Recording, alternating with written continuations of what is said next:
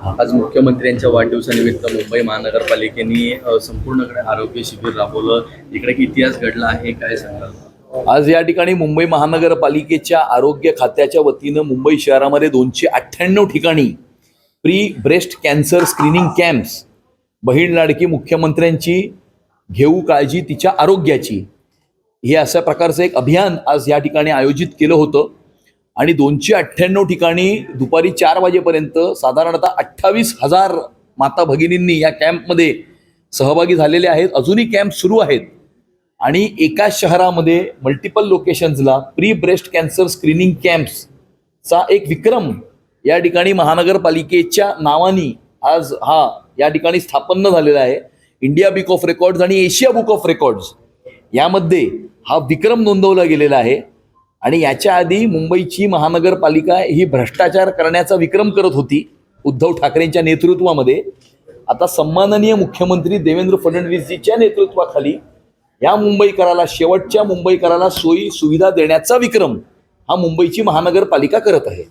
Sir, आज मनसेनं मुंबई महानगरपालिका मुख्यालयात आंदोलन केलं आणि ते आंदोलन केलं त्याचं कारण पण असं आहे की जे चेंबूरच्या दुर्घटनेचा अहवाल परत एकदा नव्यानं दुसऱ्या संस्थेने करावा अशी त्यांनी मागणी करत हे आंदोलन केले. खरं तर तुम्ही पण फेसबुकवर पोस्ट केले किंवा तुम्ही पण त्यावेळेला नाही, पण हे ऑलरेडी महापौरांनी जो प्रशासनाने अहवाल दिला होता तो नाकारलेला आहे.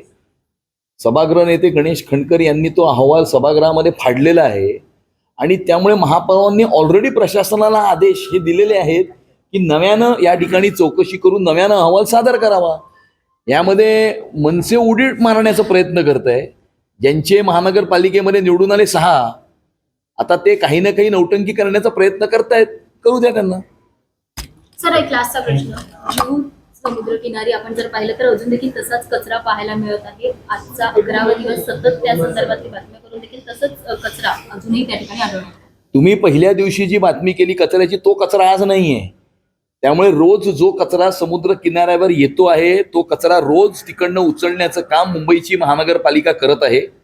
परंतु नव्यानं हायटाईडमध्ये कचरा पुन्हा समुद्रामध्ये येतोय. याचं मुख्य कारण हे आहे की मुंबईतल्या नदी नाल्यांमधून जो कचरा वाहून समुद्रामध्ये थेट जातो तो कुठेतरी थांबवला गेला पाहिजे. त्याकरता ट्रॅश बूम्स लावले गेले पाहिजेत आणि हे ट्रॅश बूम्स लावण्याचं टेंडर मुंबईची महानगरपालिका आता काढत असून नेदरलँड्सची एक कंपनी सुद्धा CSR मध्ये यामध्ये पुढे आलेली आहे. आणि येणाऱ्या काळामध्ये ज्या ज्या लोकेशनला मुंबईतले नदी नाले वाहून समुद्रामध्ये ज्या ज्या ठिकाणी जातात त्या सर्व ठिकाणी येणाऱ्या काळामध्ये ट्रॅश बूम्स लावण्याचं काम हे मुंबईची महानगरपालिका करणार आहे.